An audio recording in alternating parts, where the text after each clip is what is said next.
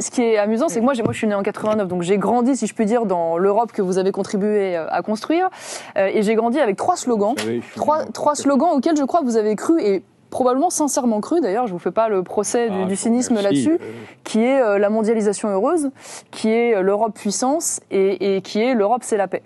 Trois slogans qui pour moi aujourd'hui incarnent malgré tout l'échec de l'Union européenne, puisque moi je me réveille à 34 ans dans une Union européenne, et j'espère qu'on pourra en parler, qui est une colonie numérique des États-Unis, qui est une colonie économique de la Chine, qui est une colonie où on passe de l'être démographique de l'Afrique, et qui est en passe de devenir une colonie religieuse et culturelle de l'islam.